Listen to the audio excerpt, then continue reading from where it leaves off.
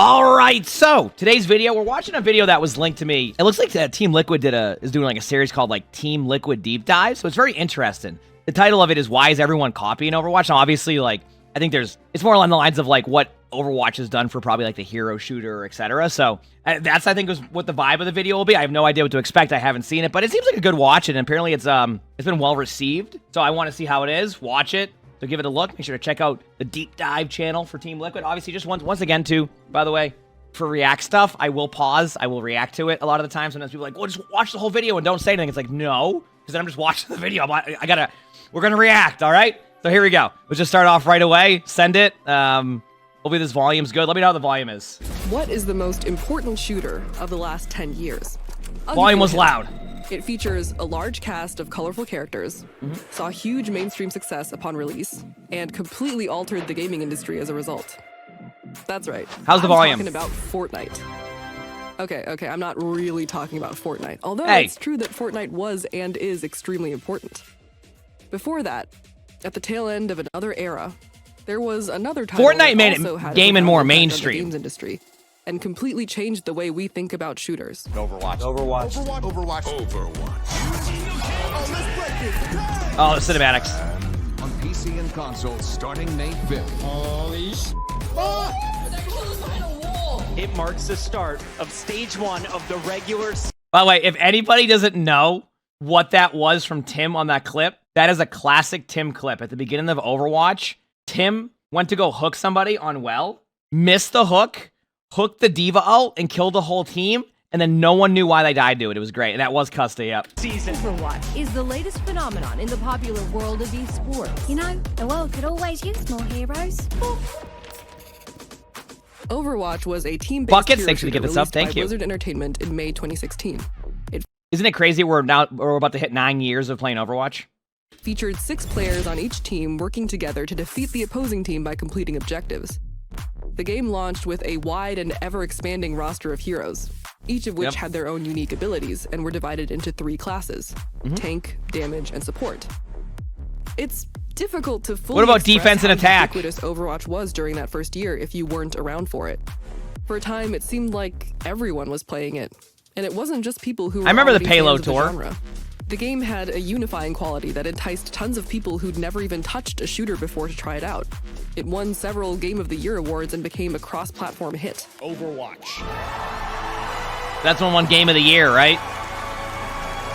Wait, how long has the Game Awards been going for now, 8 years after its release, Defense and Overwatch offense, yep. isn't quite the cultural behemoth that it was.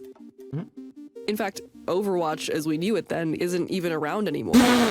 I was laughing about the Reaper getting rolled by Blizzard Sim announced turrets. They were developing Overwatch 2, a sequel that would replace Overwatch entirely and was released 3 years later. The sequel didn't have nearly the same impact as the original. Honestly, most people were pretty underwhelmed by it. Though, to be fair, Overwatch's popularity had already been waning by the time Overwatch 2 began development. The sequel eventually found its groove and now maintains a healthy player base, but 10th anniversary is hardly last year, a staple okay. of the genre in the way it was back then. That puts Overwatch at a pretty unique place in video games history. How did it go from the biggest game in the world to just another entry in a lineup of shooters? And if it fell off so hard, why are we still comparing other games to it today? To answer that question, Overwatch we'll is have great. to go back to where it all came It's a from. really cool game. Just a pause on that too. Keep in mind this video was created like pre-announcement of like perks and stuff too. So like there's not going to be that. Obviously, like when we watch this, it's going to be pre like the announcement of that stuff of like perks and like stadium, etc. So obviously the vibe has shifted a little bit and since this like video first released. You know, yeah, it's supposed to be a pretty like it's going to have a pretty good tone from what I understand. Overwatch was even called Overwatch. Before it was even so much as a twinkle in John Blizzard's eye.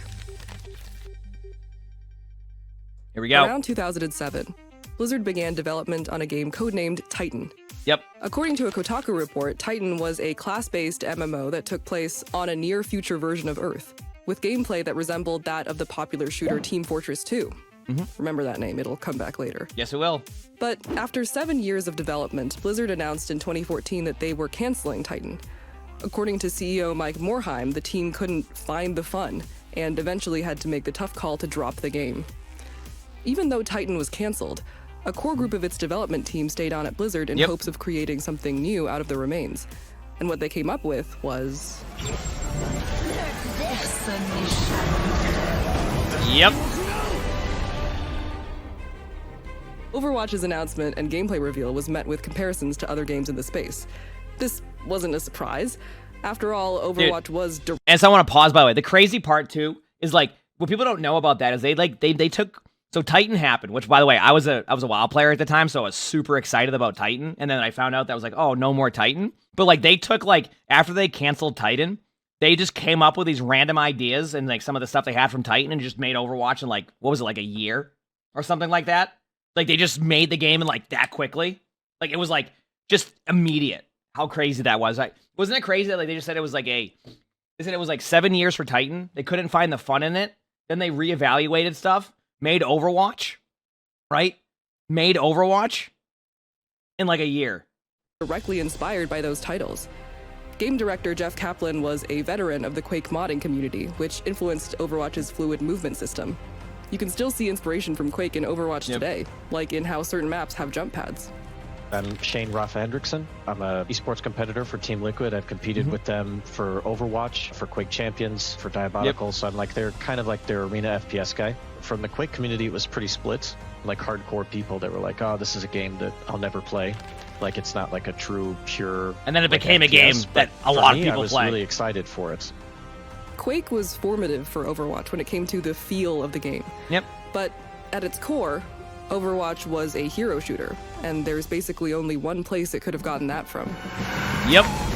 I never played TF2 that much. Find the spy. Yep. Hit shot. If you weren't Oh, no. And by the way, when I say, like, it's not like they had nothing and made the game an entire year, that's not what we're saying. It's more along the lines of, like, I was referencing when they said, like, how they were like, it took 7 years and then they had to, like, stop doing Titan because they couldn't find the fun in it. It's really cool that they were able to, like, repurpose some of the stuff and then find the fun in it with Overwatch. It's kind of the point I was making, but I get what you're saying with that, too. Like, obviously, they had a lot of stuff with Titan, amongst other, like, things to, like, draw inspiration from at the time, so.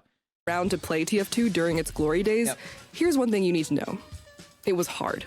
No, not the game itself. Well, the game itself was hard too, but just getting into the game was hard.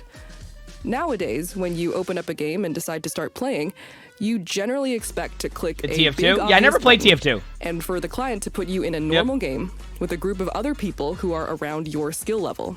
That's called skill-based matchmaking. Yep. But that wasn't the case with TF2. Up until 2016. Well, TF2, you just joined at least. servers, right? You just joined servers. For much of its lifespan, TF2 was largely built around community-run servers.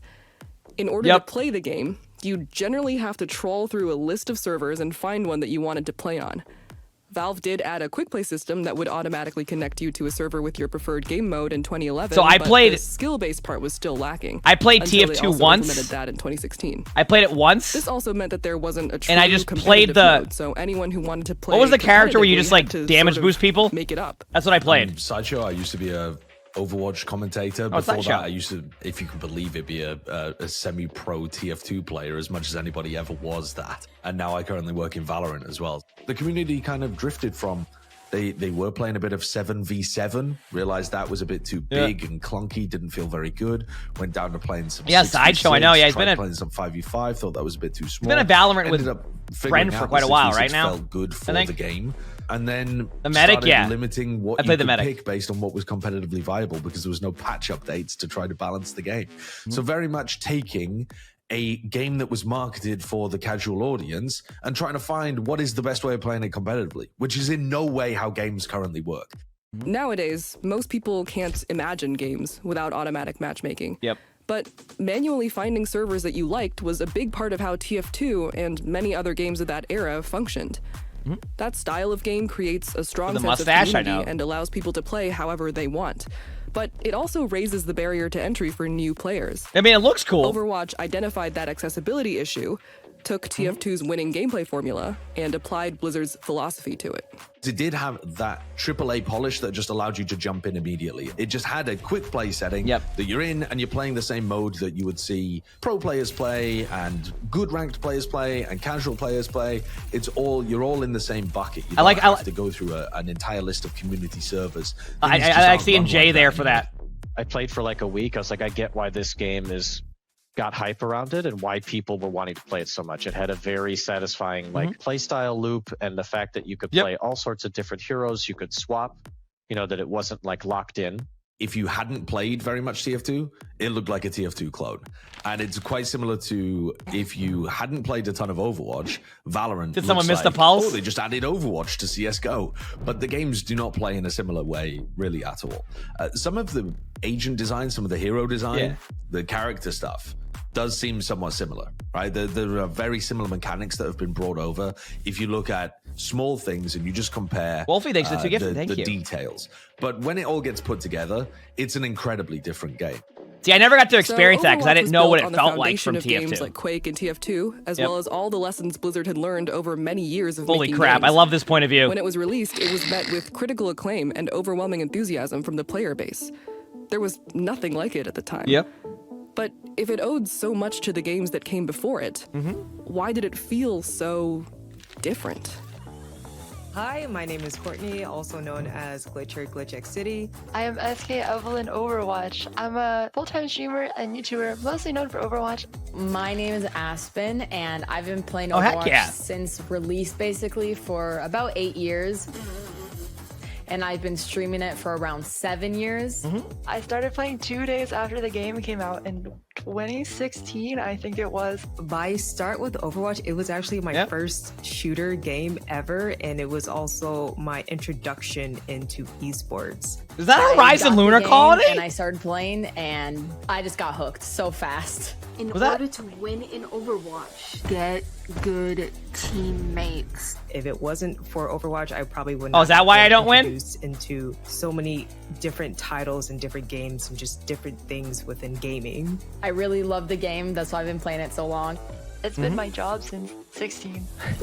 So for so long, yeah, it's a huge part of my life. There's no other game I would have rather Carta, played thanks for the this fish ramp long. sub, and Joe, thanks for the 11 months. Thank you.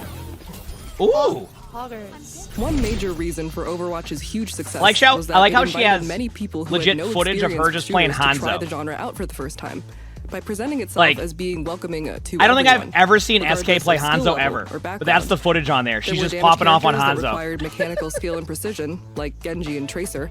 But alongside them, there were tank and support characters like Winston and Mercy, who were designed in such a way that they didn't require high-level mechanics. Honestly, when just starting out, you barely even needed to know how to move your mouse properly.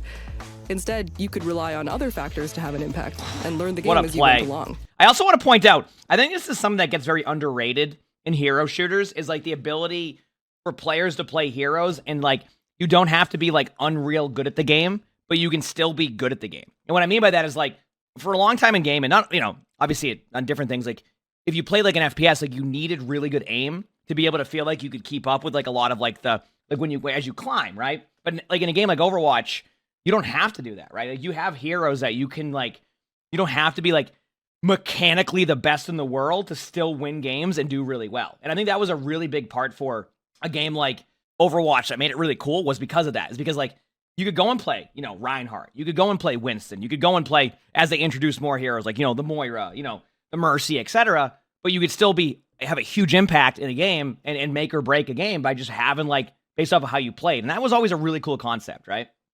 You know what I mean? Yeah, Junkrat. Yeah, exactly. So, and I think like it always kind of gets like underrated on that one because like it allows people to have more fun. And it's something that like, you know, it's just cool. And I think sometimes that gets a little bit underrated in that aspect. Yeah, when I was playing Mercy, it's really easy to learn how to play the game when you're kind of like spectating. Not to say that Mercy doesn't require skill, she absolutely does, but you can really sit back and watch everything happening, kind of outsider perspective, which is really cool. The fact that ability usage and game sense were just as important as aim. What's also up with meant that Horizon skills Lunar from Colony other games today? were Is this transferable. are we just getting this map People back who to were see new it? to shooters but knew how to use and combine abilities could seriously challenge seasoned FPS players. I think a lot of the players who were doing really well were ones that came from WoW because of like the MOBA aspect that came from it, like understanding like that the game really was about combining. Well, Fraggy still plays and with all the teamfight stuff, with alt tracking and so one of the best guilds in the world, right? Players from like CS, like isn't he on like Echo TF2, or something? Where like players who had a bit more of a mechanical edge with like precise aiming with headshots, since headshots mattered in this game, whereas in Quake there are no headshots. It's just more about overall raw aiming I think and at different least. aiming styles mixed together, whether it's like projectile, hit scan, so like tracking and precision. But there's like more precise aiming in I'll be other honest with you, I games, was pretty and bad felt at like Quake, they chat. excelled because I was it bad really at Quake. mattered to hit those I feel like it was map knowledge, and I had none of You it. feasibly succeed in Overwatch without I had thousands zero of map hours of aim knowledge. practice under your belt was a huge draw. When getting into a new genre, one that you've never played before, Oh, the it right-click can be Randy very strat. daunting to feel like you don't even know the basics. For example, I've been trying on and off to play League of Legends for 10 years, and I basically give up every single time I have to buy an item. But Overwatch's emphasis on teamwork, game sense, and ability usage made it so that new players could still enjoy themselves. I learned about game sense. I didn't even know that was a thing. Yep. Target calling, shot calling, timers, and cooldowns and stuff, which I never really thought to Never pay thought about. attention Oh, to I in thought any about that other because of games World of besides this Warcraft, game. but like, yeah, And like that this was. actually translated into the other shooter games that I play today. Well, Rafa's won a bunch of stuff. The community that Overwatch built also felt welcoming. It obviously wasn't completely free of toxicity and drama. Those things never go away no matter the game. But it felt more open. Remember back in the day thanks when to you'd both win the like feel 2 of the game SR? itself and efforts from the developers. In 2015, Overwatch posted its first developer update. Oh, the dev updates. This was a video that featured game director Jeff Kaplan, in which he spoke directly to the players about This the was current great. state of the game and future plans for it. Hey everyone, welcome to the beta. This is Jeff Kaplan. I'm one of the guys from the Overwatch team. We're extremely excited that the beta is finally started. The team would continue to post Damn it, developer meme. updates in this fashion all Yep. through the beta and post-launch. Dev updates They were were a great. big hit And then with you'd the have community. Hydro Flask When edits. the Anybody developers were speaking to Anybody remember that? You once you knew a dev update was out, you were waiting for the Hydro Flask. Oh no, not Hydro Flask. Hydro Flask looking to sponsor because I just did that. Dino Flask. But yeah, Dino Flask is where like basically you'd have like these full edits. It was great. It was so good. to you directly and assuring you that they were listening, it made Overwatch seem like kind of a group project. One that all its I love this players were a B-roll part of. footage of like It was just so group beloved that projects. Jeff Kaplan became a meme, which is the highest honor any game developer can hope to achieve. Wrestle with Jeff, prepared There it is! The frequent developer updates really strengthened people's belief in Blizzard's vision for the game. Other game companies quickly noticed how successful this approach was and started to emulate it. My name's Chris Tom. I'm currently the head of community and communications at Third Craft Games. It's a little indie studio. We're making a game called Supervive. Side note about Supervive, this game's awesome. So I did a couple sponsor streams for it, so obviously I want to set that there, but like we played this game. That game is like, in my opinion, going to be such a great introduction to how to like learn. So one of my problems I have with like MOBAs is that I struggle with like the overhead camera and having to use like having to basically move the camera with the keyboard and then like click to move type of stuff. But what I really liked about Supervive, which is the game that is being referenced here, it's really cool to see because you move with like your keyboard, but it has like the MOBA like aspect with also a little bit of a BR to it. It's really cool. It's a really cool game. I can see that game doing really well when it releases. I had a blast on that game. It was so fun. For about 8 years prior to this, I was at Riot. I was the communications lead of League of Legends. I was the communications lead for all of League of Legends esports. And then I was also the head of communications for the launch of Valorant. Oh, damn. I was the communications lead, or actually I became a communications lead on League of Legends right when Overwatch launched. Oh, damn. One thing that Overwatch, I think, did really well at launch. Where's this and that was, video I think, from? the summer of 2016 was YouTube. It's called Why Is Jeff Kaplan's, Everyone's Copying communication Overwatch? style. And so specifically, how it affected me initially was, this is a great game. It was like, pulling a lot of players, is making massive waves within the industry. But also, their community and communication style was sort of very modern. Putting Jeff Kaplan on video, he was talking about their whole entire roadmap. And actually, It was very prior to smart. that, Riot did not do that. After Overwatch launched, we all kind of looked at what they were. Do you know what's crazy, by the way? Is we've had moments in Overwatch where like there was such good communication, then there was no communication, and now Overwatch has like some of the best communication. Like, isn't it crazy how like it went from they had like this modern style communication that games wanted to like copy, then they had no communication for a while where people were getting frustrated with the lack of communication, and then now they give you everything communication wise in comparison to before. You know what I mean? It's just great how that's come like full circle and how they keep it like improving on that one. Yeah, that was cool. We're doing. And we were like, hey, actually, this is like, these are really good pointers for how we can improve our communications pipeline. Of course, Overwatch's success both in 2016 and beyond wasn't just built on its gameplay and community. There was another factor at play, one that might have been even more important. Don't moves. Cinematics. My name is Renaud Gerens. I joined Blizzard in 2009. Worked a little bit on a project called Project Titan for a few years. Then transferred to Overwatch. I was lucky enough to be part of like the Inception team, like the core skeleton team who kind of like rebooted the project, which later on became Overwatch. And I was the first 3D character artist on the team. If we compare Overwatch's look with that of all the other successful shooter titles that predated it, it's not hard to see why it stood out. In a world of drab, monotone shooters, its colorful, Pixar-like art style and unique character designs quickly gained a large fan base. Dude, what are some of these concept arts? I mean, that's like, obviously I know the maps, but this is cool. I still remember the exact Tumblr post that made me decide to pick the game up. That was the one? I can't find it again. And okay, I was gonna say that's the one. That's one of the main discussions, to be honest. What does that one have to do with it? Like, Larry, thanks for the gifted we sub. Want to make a game that appeals to everybody.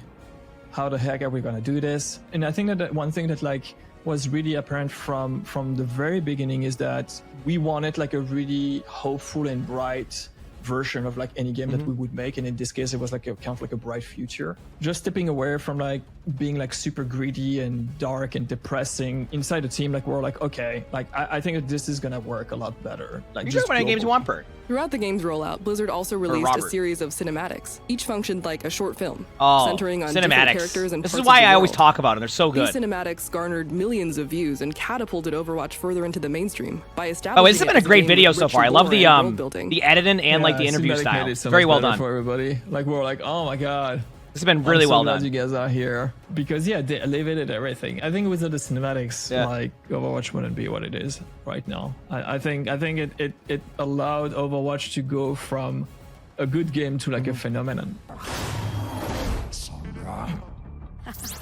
Of course, Overwatch wasn't the first multiplayer game to invest in its characters. Burnsy, thanks for the gifted sub. Thank you, appreciate it. Fine. TF2 also had unique characters whose stories and personalities were expanded on through comics and a series of animated shorts. And the thing is, that stuff was all pretty good. The Meet the Team series is packed full of characterization. I've never seen this. How was this? Mostly still holds up to this day. But they just didn't take off in the same way because they were localized to a specific culture. In the early 2000s, I'm not saying that this has disappeared entirely, it certainly hasn't, but the internet was a far less open, welcoming place. It was, I think, more male-dominated, more aggressive male-dominated as well, in terms of having what's the name of that character? Was it like Sale culture, that kind of thing. Something? And I think what TF2 did incredibly well was take the funnier elements of that edginess. I mean, the sniper's throwing a bottle of piss at Saxton you, Hale? but it takes the funny side of that edginess and really appeals to the market that was already there. And I think what you see with Overwatch releasing 9 years later, it was pure optimism. If you look at the tone of the game, is that the Paris map? I can't remember. IP that they have, it's drastically different. TF2 is slightly edgy Anonymous, thank you humor. for the gifted sub. The world is a bit more run down. You wouldn't say that it's necessarily a dystopian setting, but it's certainly not optimistic, bright, clean, Numbani. The maps in Overwatch are beautiful. Vibe, which is definitely the world that Overwatch was trying to push. And they did a good job with it. Great job with it. Outlook. Maps are beautiful. That just attracts a completely different subset of people, and I think that a different subset of people were interested in gaming 9 years on. In many ways, Overwatch released. Is it crazy there might not be any more BlizzCons? To meet an audience that wanted to receive it. Like I don't know if there'll be any more BlizzCons, but I haven't heard anything. It's crazy. Events ago, things These are always so like back then. Legendary. For the first time, there was a shooter that felt open to everyone, no matter who they were or where they were from. Overwatch's characters were from all around the world, and there were just as many women as men. Ultraviolet, thanks for the 6 months of the future. Thank you. Appreciate it. According to a 2017 study by Quantic Foundry, the average percentage of women playing FPSs was 7%. In Overwatch, that percentage was more than doubled at 16%, which is still not a great number, but it's a pretty notable jump. For many women, Overwatch was their very first shooter, since they'd never been encouraged or enticed to play one before. But Overwatch's inclusive vision of the world and friendliness towards new players invited them to try the game out. Prior to Overwatch, really, I can't think of many other games that were specifically marketed with a large amount of women in the cast, focusing on stuff that really heavily targeting towards women as an audience. Because the idea that the games industry prior to that was just like, nah, 50% of the population should be fine for us. That'll be fine. For a long time, the perception had been that women simply weren't interested in shooters, but Overwatch proved that that wasn't the case. Of course, even before Overwatch, there were women who'd been playing shooters for years, but the culture that had built around those games was often quite hostile. Overwatch has been great. I remember my friend when we were 14, she loved Counter-Strike. And I would go over and watch her play, and she was like, one time she's like, watch this, and she would just go on the mic and be like, how's everyone doing? And just everyone was like, shut the up. This is like, get out of my Counter-Strike. And I'm not saying it's like it's different. I love chat over there bonded. You know, Valorant, I think gaming is still like has a long way to go in this regard. But I do think that even then, there are always like people who want to get into these games and maybe that feel that they're not welcome in their communities. Overwatch did do a lot to welcome women into the game, but that didn't necessarily mean it was marketed this video's been great. to women I agree. than to men. And it brings up a lot of important points too, which which on was a bit male gazy, and the issue of misogyny in voice chat still persisted and does to this day. But merely by equally including women in its vision of the world, so like how the world actually is, Overwatch built up a markedly different audience than its competitors. It is important to note, though, that this diversity-focused approach wasn't done out of pure benevolence. Sure, there was probably good intent behind it from the individuals at Blizzard, but the fact is that it was a marketing tactic intended to sell the game, which makes it inherently cynical. Whether it's possible to truly champion diversity in a commercial game is its own topic of discussion. Throughout my conversations with developers from places like Riot and Ubisoft, it seems like balancing genuine efforts at inclusivity with tactical marketing is a constant struggle. It makes sense because there are often people of color, women, and queer people helping to create these characters, but they don't have final say on how the characters get used and for what purpose. But in the end, Overwatch hit its intended goals with that approach. It sold well, which you could argue was the most important thing for Overwatch Blizzard, popped off. and opened the gates of the shooter genre. Like I said, like the game just, I was say a bunch of people could play it. It was awesome. It is awesome. I still love Overwatch This is perhaps its most lasting legacy. It showed the rest of the games industry that there was a huge appetite for diversity, story-driven marketing, and accessibility in an online game. Seeing there be a lot of women and just characters from all across the world, I think really unifies. Little side note, by the way, Aspen's been popping off, and it's been super awesome to see. Like her streams and like YouTube, etc. She's been popping off, so super happy to see that. By the way, because obviously she's been playing like Overwatch for years, also. Just like so to see her pop off and do all that has been just really cool to see. A little side note. I know it's a little bit side note from what, but like I just wanted to put that there. Like she's been doing a great job. Other communities and brings more people that probably wouldn't have picked up the game in the first Absolutely. place. Absolutely, So I think deserved. it's really good that people are being represented from all genders, all races across the world. I think it's fair to say that the success that Overwatch had in terms of marketing its game and getting massive amounts of interest and the way that people were excited for that optimistic look towards video games, the diversity in the cast, the marketing it to more women specifically as well, rather than just accidentally, that I think had really important knock-on effects for some other games too. I think that kind of stuff, it just does hook people in. It makes sense to open up your marketing to more and more and more people from around the world and from a variety of backgrounds too. Thought experiment. You're a game developer in 2016.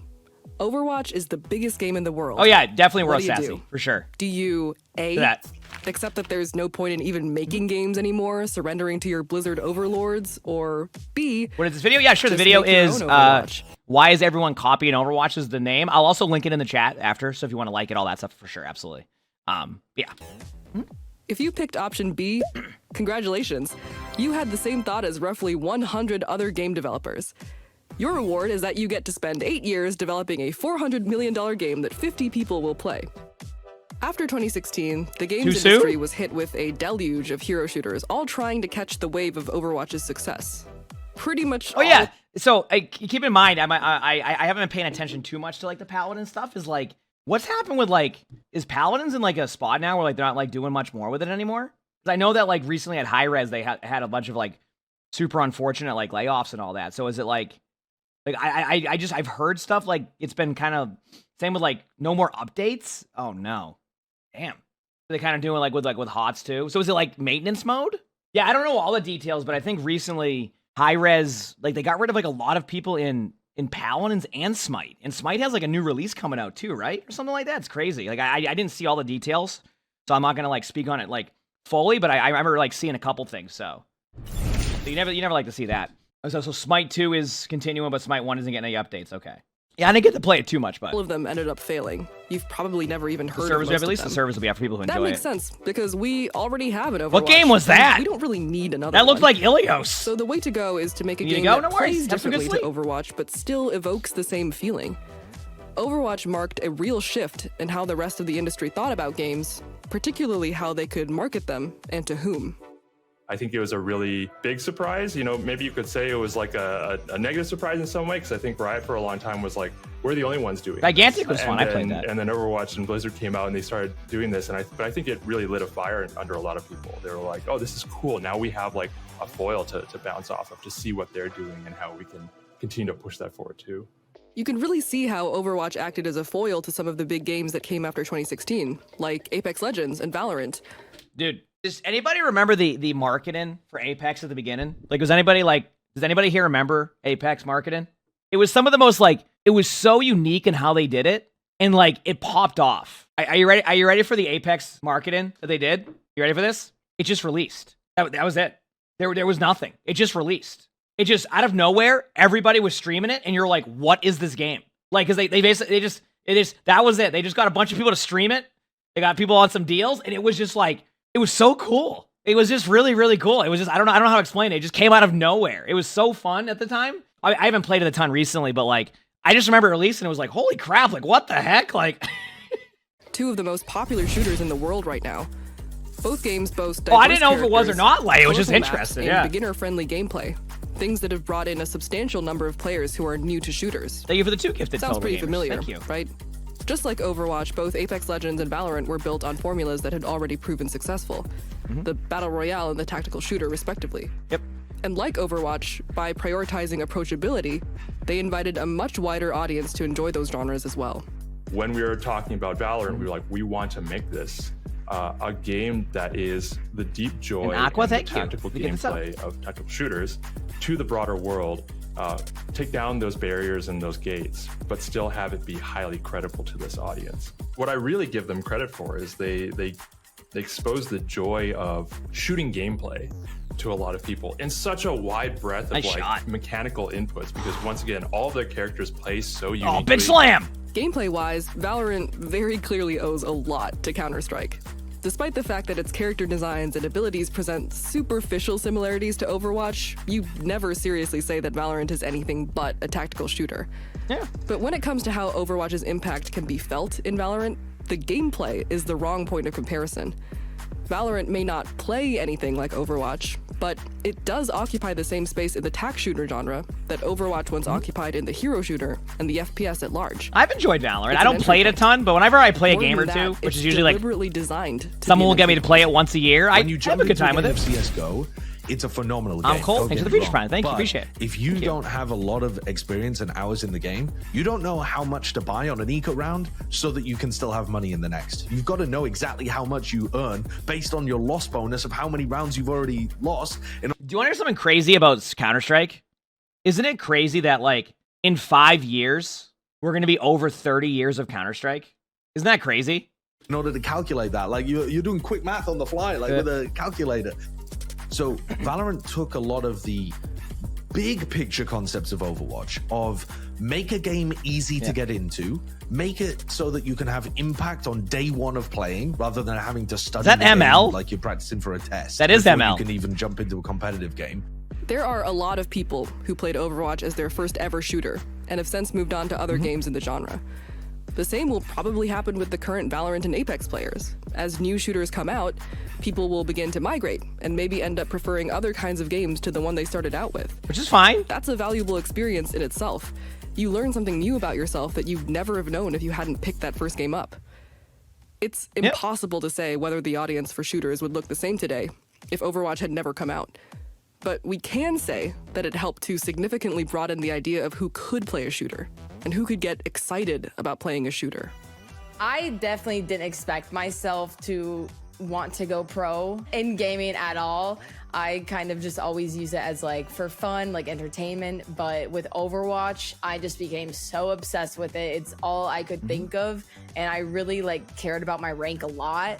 In school, I remember like in math class, I'd be trying to calculate like how much games I would have to win to hit a certain rank. That's awesome. Oh my gosh! Hey, Aspen's always grinding and popping off. Incredible roster of characters. Also, I want to point something out. That was me, but with World of Warcraft. That, like, you know, she said she was in math class and she was like thinking about like, you know, what she was gonna do in game and all that. That was me, but with World of Warcraft.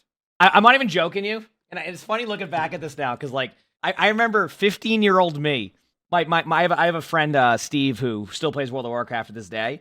And I got him into World of Warcraft because I think we were in Spanish at the time. We were learning Spanish. And I brought him over to the computer and I said, you want to see something cool? And I showed him my WoW armory. And then he thought that was really cool. So then he played World of Warcraft. And now he's been playing World of Warcraft for like 20 plus years and streams it. I had to show him my WoW armory. I had to be like, yo, look at this. This is cool, isn't it? And now he plays 10 times more WoW than me now. I think that they really nailed their character designs and brought in just like a ton of people who attached to those characters. And I think we could do the same thing with Valorant. And we were like, we have so much more room to play with now. Yeah. They brought in this whole entire space. There's a lot more people playing shooters. They're getting a lot more comfortable with team play and using their mics and things like that. And actually like getting really engaged in this depth. We're in a bit of a shooter renaissance at the moment, with games like Marvel Rivals and Deadlock hitting the scene recently. Marvel Rivals in particular has been accused of copying Overwatch, which is sort of inevitable for any 6v6 hero shooter with a focus on abilities and movement. Although, yeah, there's definitely a lot of inspiration going on here. But, well, some people still say Overwatch copied TF2 or Valorant copied Counter-Strike. I mean, games draw inspiration from games all the time, right? Every game is built on games that came before. You know what I mean? Like, it's not a bad thing to lift things that work from other games and adapt them to your own. I don't get bothered by it. Games like Apex and Valorant were able to draw in a wider audience thanks to the roadmap Overwatch had laid down for them. Stealing is okay, actually, as long as you pair it with enough originality to offer the player something fresh. Is that how it works? I personally like when there's like more than one. As a game developer, yeah, drawing inspiration's fine. I don't think there's anything wrong with that. Because the goal and the hope is that once you have people starting to kind of like create their own version of like a specific game that led the way in a way or opened the door, they always add their own little spin on it and we all learn from it. By reshaping the idea of the shooter and what it could achieve, Overwatch propelled the industry forward. You know, the world could always use more heroes. That's something people tend to forget now, considering... Realistically, there is a good chance you clicked on this video just to leave a comment about how Overwatch is a trash game for little babies. That's a pretty common reaction. Someone right there is typing it right now going, oh man, now I have to say something about something. It's why a lot of people have trouble thinking of Overwatch as an influential game because, well, I gotta think of anything. It wasn't terribly influential in its later years. I've already mentioned Overwatch never quite living up to the heights of its initial release, but it's pretty normal for a game to hit a high point and then drop off eventually. The drop-off for Overwatch, though, was incredibly steep. All the goodwill it had banked up seemed to dissipate in the blink of an eye, to the point where you might never know that it was made by the Golden State's most beloved game company. If you don't believe me, look up Activision Blizzard State of California. Of course, there had always been limitations to Overwatch's appeal. What game is Saya player playing now, by the way? Exactly what made it frustrating. Is he still playing? It already had a reputation as an Valorant easy or no? game due to its I know he went to Valorant, heroes, but and a common criticism of the game was what people perceived to be a too heavy emphasis on team play, meaning that even if you felt you were doing well, your team might still be outclassed and you'd lose. In more tactical games that emphasize individual skill, even if your team lets you down, you can still feasibly clutch a round or a fight by yourself by outskilling the opponent. But Overwatch just had a fundamentally different gameplay philosophy. Oh, still, they might have gotten away so with hard it, there. If not for... Dude, I would have been so tilted. Teammates to get those support ultimates online, and now it's just a standoff. Who's going to crack first?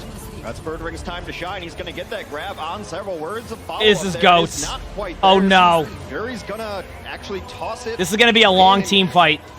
I already know how this goes. I'm sorry. Got his trans. Well, he's got it's still going. Throws that out. Doesn't find a target. Notion already had the trans going, so he doesn't care. He's keeping everybody topped up. Self-destruct thrown over the top, and it could find one. No, the shield is up for Janice. And this is just still the standoff between both of these teams, but London with that sound. Get ready, here it to comes! end this fight. Oh, big slam! Such sustain. There's no one is dying anywhere on this. Oh, wait, grab time. Oh, support ults. Gonna catch several again. Yep. Follow up still. Not Wait quite for it. there. Transcendence able to keep him alive. Yep, give it a second. Oh, someone's dead. Finally, someone dies, and it happens to be Prophet. Ooh, the big one. And that was Overwatch. By the way, that was every single team fight ever in GOATS. That was what it was like every single time. Added the hero Brigitte to the game in March of 2018. Soon after, GOATS was born. If you think that name is silly, well, blame the team that invented it. GOATS was a team composition that fundamentally altered the way the game was played. In Overwatch, hero picks and team compositions matter quite a bit when it comes to winning. Your team's heroes counter the opposing team's heroes, and everyone is of roughly equivalent skill, you're much more likely to see that victory screen. GOATS was a I still love this B-roll footage. Like, do you just like Google like B-roll footage? Okay, that makes, oh, wow, what a great, I'm a good react. Okay. team composition that featured 3 tanks and 3 supports, with Brigitte at the heart of it. I love that though. What was it designed to beat? Well, everything. Leon, thanks for the 5 gift that I got. No, I was asking because it's like stock footage, so I'm wondering where you get that from when you do B-roll stuff. It's just funny because like it's clearly like the same like one. It's just funny. Oh man. Is anyone that knows GOATS, it is this team. I love it. One of the 2019 league season, everyone had caught on that GOATS was the way to win. Oh, look at the cute Overwatch. For well over a year, every pro and high-level competitive team was playing nothing but GOATS. It required a high level of coordination to execute well, but is it like a website for B-roll? That would make sense. Spammy team fights and coordinating ultimate usage, meaning that precise mechanical skill didn't matter that much. For many high-level players, especially those who specialized in aim-heavy damage characters, it was as good as a death knell for the classic FPS elements of the game. So I can pause for a second on this one because during GOATS, I think something that what became underrated about GOATS is that, or not underrated, is that it wasn't that like GOATS was a meta, right? You're bound to have sustained metas. You're bound to have like team fights that last a long time. The problem was that this time, this is when Overwatch needed to be on like the balance cadence that we see now. So for anybody new to Overwatch or like returning or wasn't around during this time playing Overwatch, Overwatch's balance cadence was like, we balance the game every 10 months. Like you're going to have a couple like small changes that won't do anything. But like once the meta was locked in, that was it for like 10, 11 months. Like you knew you were locked in on that because back then they were like, we're going to let the players figure it out, right? Like that was the philosophy back then was, oh, the players will figure out how to counter that, right? Like that the players will figure it out. Problem was is players couldn't figure it out, and the only answers they really gave you at the time was like buffing soldier damage by 1 or buffing Reaper. So what happened was is as they weren't buffing or changing any of the stuff, it started to sprinkle into the ranks that you don't want a meta to get to. Does that make sense? So like, say you start the meta with top 500, right? And that's where the meta is. A lot of the time, that's where the meta will stop, right? Like as you go down into like, even into Masters, into Diamond, right? The meta kind of starts to go away. It becomes more about like your mechanical or like your in-game sense. And then as you climb, you start playing into meta more, right? But because they never changed anything and GOATS became more prevalent, this became the meta and it started to trickle down into like gold, right? So gold players were getting forced to go on GOATS. And that's kind of where like you knew was going to be a problem. And that's when a lot of players tried other stuff at the time because I think Fortnite had released. And then like, so people were like, trying other stuff because you could not play a DPS hero if you wanted to. And keep in mind, back then, DPS was and still is the most popular role. So when you basically isolate away a lot of like the player base at that point who want to just play a DPS or go and play Hanzo but are forced to have to play a tank or a support, that is what kind of happened during GOATS, right? It basically was like just forced that way. And back then, like I said, they didn't really do many balance changes. It was more like players will figure it out. And the players really, it was hard to figure it out because it was just like an easy comp, right?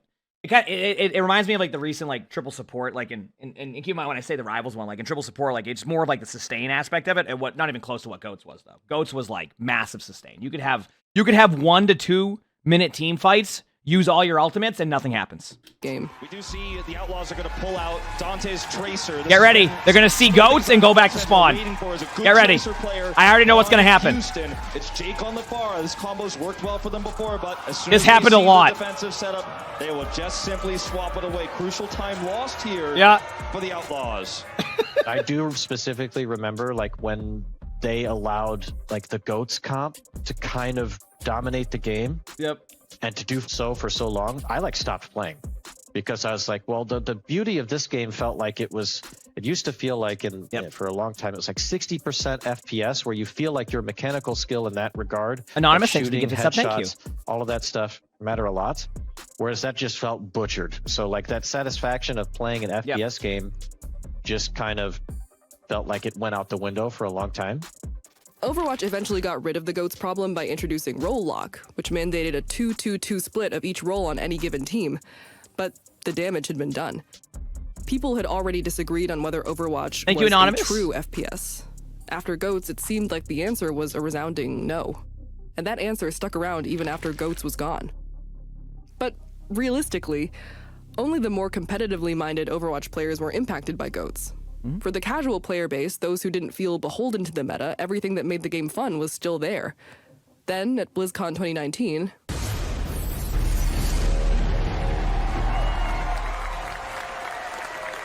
Oh, we are going to have so much fun. It is going to be so awesome. Overwatch 2 was originally announced as a story-driven PvE version of the game that would exist side by side with the original Overwatch, which would remain PvP only. The PvP experience would be shared between both games, but only people with Overwatch 2 could play the PvE modes, which would feature ability trees and expansive story missions. Oh no. It would be a big, ambitious step forward for the franchise. Is it still too both in soon? terms of gameplay and narrative. Is it still too soon? The final Overwatch 1 hero, Echo, was added to the game in April 2020. After that, other than sparse event-themed cosmetics and recycled game modes, there was basically radio silence for 2.5 years, while the developers worked on getting Overwatch 2 out the door. Now, by the way, when people go, hey, can you believe there's nothing like out this season? I'm like, I was a streamer during this, okay? I want to point out, I was a full-time, and I still am a full-time streamer, but I was a full-time Overwatch streamer at this time, okay? I cried into the depths of what this was. The promise of a new game was exciting, especially at first, but abandoning the entire player base of an actual game may not have been the best idea. As development on Overwatch 2 continued, the original Overwatch entered a period of stagnation that it never fully recovered from, causing both its player count and its reputation to nosedive.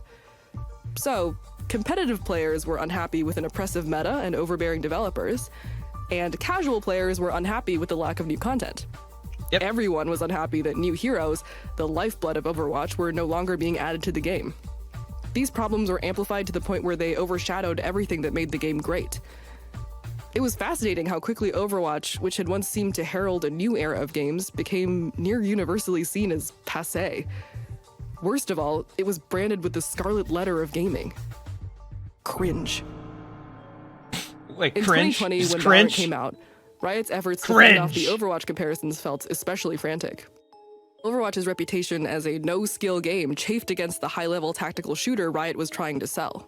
The CEO at the time, Nicolo, he tweeted, I think, a very famous tweet that was like, in Valorant, abilities don't kill people. Moonrat, thanks for the 2 gifted. Thank you, appreciate it. We didn't Thanks. even approve that. We it wasn't even like Riot threw it or us or anything like that. But I think he saw like the reactions and he was like, oh my God, they're gonna think we're Overwatch. And I'm like, there's no way they think we're Overwatch. Just look at the guns.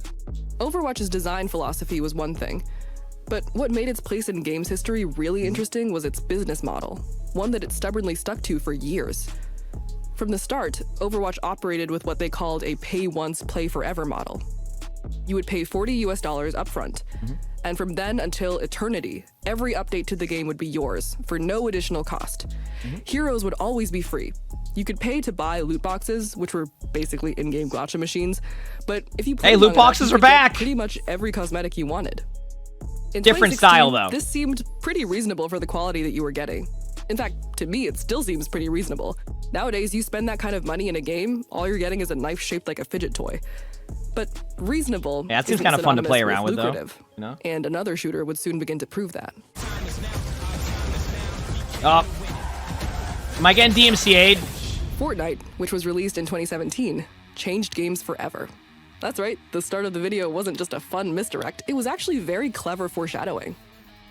Fortnite may not have exactly upended the genre gameplay-wise, other than by introducing building as a core mechanic, but its business model was transformative for both Epic Games and the industry at large. In stark contrast to Overwatch, Fortnite was free to play and featured non-stop updates to keep its player base constantly engaged. This model is known as a live service game, where a game is monetized by providing a constant stream of new content, usually in place of an upfront cost. Fortnite also popularized the Battle Pass Is that model, Thanos just dancing? where in every season, new rewards would be provided at different tiers of a Battle Pass, and you could progress through it by playing the game. There would be a free Battle Pass track with rewards obtainable by everyone, and a paid one that included more and usually better rewards. It wasn't the first game to have a Battle Pass, but it was by far the most successful. Well, yeah, I mean, the most popular game at the time, Fortnite's yeah. aggressive updates propelled its profit margins into the stratosphere. Oh, they only made more than 9 billion? That's it? Suit. It made sense as a way to get people into a game. Ezra, thanks for the features present. Thank you, appreciate it. You're much Thanks. more likely to give it a try, even if you don't end up sticking with it. And microtransactions tend to trick you into thinking you're spending less than you actually are. Today, that's the standard for online games. A free-to-play live service game with a battle pass. Fortnite's success had an immediate effect, and soon enough, next. pretty much Thanks for every the game was features operating present. the same way. Appreciate it. Though it's worth noting that Fortnite's model came at a significant human cost. A Polygon report revealed that as of 2019, Epic Games employees were often working 70 to 100-hour weeks to keep up with the immense demand. Turns out an endless stream of content comes at the expense of real human people. That's like a lot. Who knew? Oh, and they also got into a little bit of trouble with the US government over their microtransactions. There was a lot going on there. As the games industry That's why, remember chat when everybody's like, oh yeah, just do this, do that. I'm like, that's why you don't heck with the FTC, right? Like, I don't... you just... rapidly changed around it, Overwatch remained exactly the same. Pay once, play forever. But in a matter of years, this model had become outdated. A relic of a different era of games. That's what I was saying. Like, and that's new like... players simply weren't coming to Overwatch anymore. There wasn't really a compelling reason to, with other games in the space being free to play and getting new content all the time. And when measured against a $0 price tag, $40 does seem like kind of a lot. Eventually, Overwatch did go free to play, which was the the right loot play. box Free to system, play, replacing it with a battle pass. But only once Overwatch 2 was released, 4 whole years after Fortnite's model took the industry by storm. Name of the video? Things, I think it missed the called boat on. "Why Everyone Not is because the Copying people involved Overwatch." Was stupid, but because the way that they had designed the game was based on the old learnings of the prior, I don't know, let's say 10 years between TF2 and Overwatch coming out. This is a games developer and a games design team that had been working on a big project that had fallen through. They rebuilt it to form Overwatch. They're relying on the lessons of the prior decade. I don't think that they were in a position to learn from Fortnite or these other games because they released before them. And I don't think that they were in a position to really be that game that took the step ahead and thought forwards, because they were still in a corporate culture and a learning scenario from the lessons of the past rather than trying to redefine how everything worked. So Overwatch 2 wasn't exactly offering anything new, and they weren't innovating on the free-to-play model or anything. But hey, at least all that awesome PvE stuff is now going to be available for everyone. It's still too soon. soon. Did you forget about the whole PvE thing? Still too soon. Well, that's okay, because Blizzard kinda did too. After some underwhelming attempts at monetizing story missions, Blizzard announced that they were scrapping most of Overwatch 2's planned PvE content, and would instead focus solely on the game as a live service. Just like so much about Overwatch, the idea of buying a bunch of story... I'm actually gonna pause this now to see if any of these are like anything we've seen yet. No. No. I was just seeing what they had missions there. as add-ons felt like a holdover from a different time in gaming. In the current climate, people wanted to pay for a cool gun that lights up, but they didn't want to pay for a narrative That was experience actually that was only cool play a looking few right there, times whatever that before was. being done with it forever. The industry had moved on, and Overwatch had to move on with it. The move to free-to-play had new players flooding in to try Overwatch 2, but it wasn't a totally smooth launch. And not just because of the review bombers. By the way, Chad, did you see that the reviews are now... It finally shifted. Overwatch isn't like most other games, where you pick your character at the start of the game and play that same character Hasso, the whole thank way you for the through. 100 bits. Overwatch is built around swapping heroes, whether that be to counter something on the enemy team or because Now to point you just out, this don't feel video like was your chosen made hero is working. before they announced the stuff that we've Obviously, seen now. this was because the game had been designed with the assumption that all heroes were always available to everyone. But Overwatch 2's launch saw new players only having access to a limited number of heroes, with the rest of the roster gated off behind progression goals. Which I'm glad they... This is likely because its competitors were monetizing individual characters, but it just didn't work for Overwatch due to how the game was built around hero swaps. Basically, it was being reshaped into something that it was never supposed to be.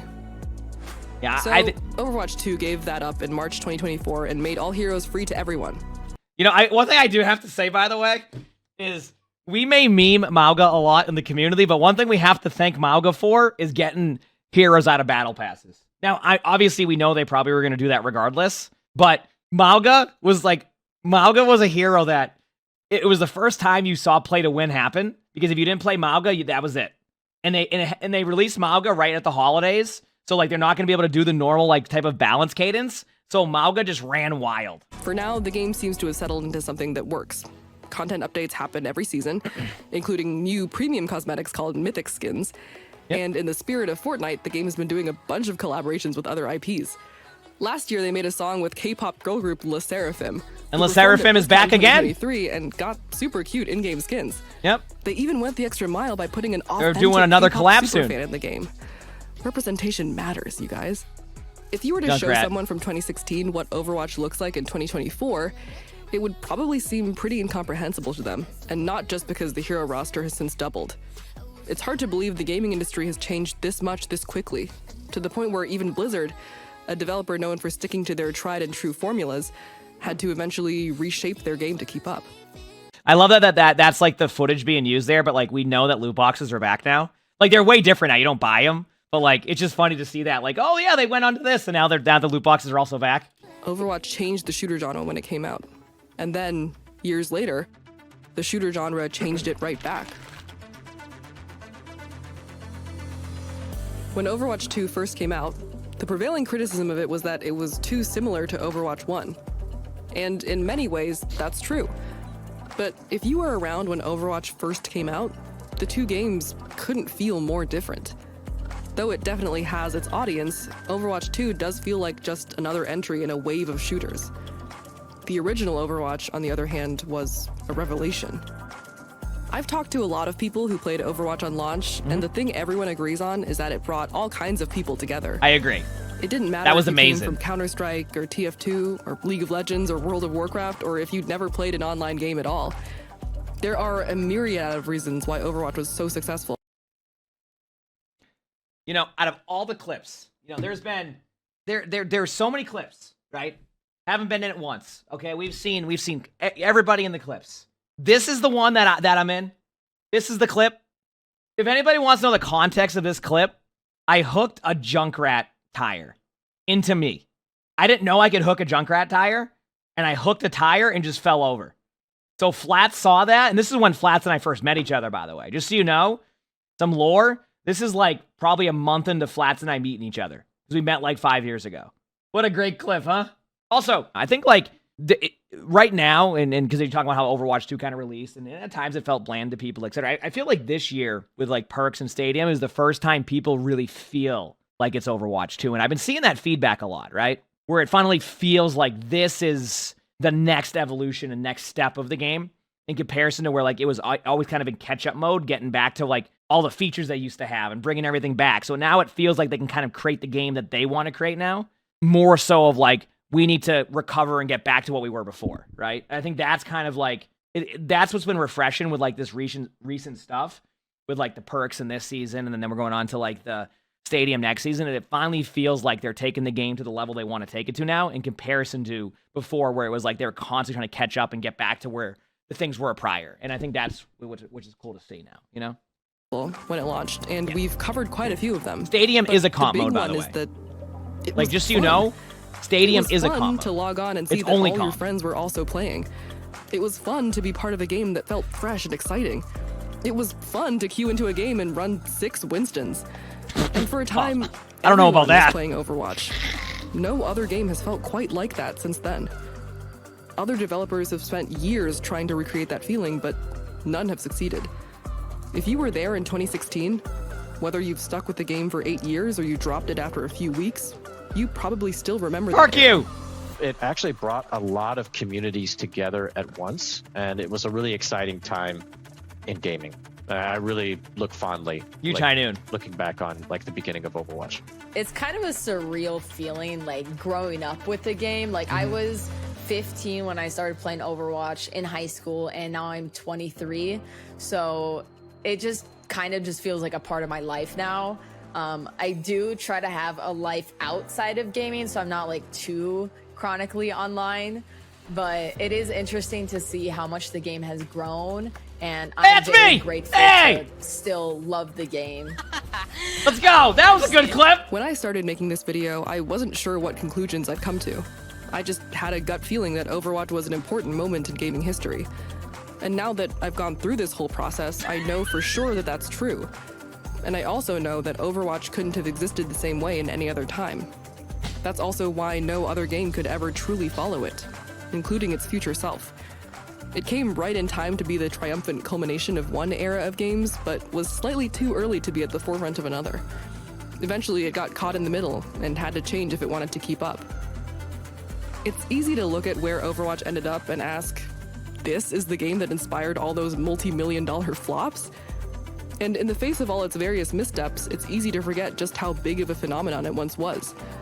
Nowadays, most people think of Overwatch as a cautionary tale of what happens when a developer makes one wrong decision too many and tanks what was once the biggest game in the I still world. think the current year is great But for it. Maybe it was always going to be Overwatch's fate to burn bright and then fizzle out because of when it came out and who it was made by.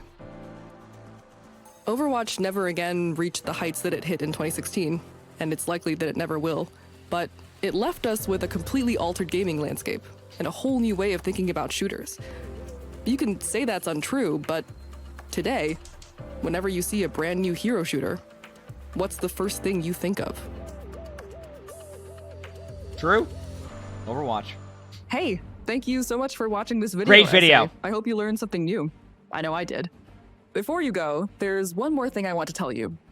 If you have any burning questions or comments, whether you love Overwatch, have somehow never heard of it before, or really do think it's a trash game for little babies, leave them here, and we'll select a few of them to respond to in a follow-up article on the Team Liquid website. If you liked the interviews in the video, and there are a lot, I know, we might also publish full versions of those. That's awesome. All my interviews ran from anywhere between 30 minutes Yeah, I'll to link an the video. hour, I got you. And Absolutely. all those answers were ultimately cut down to like 3 minutes each. So it'd be nice to make all that time worth it. Heck yeah. Thanks again for watching, and if you liked it, subscribe to see whatever we come up with next. Okay, cool. That was an awesome video.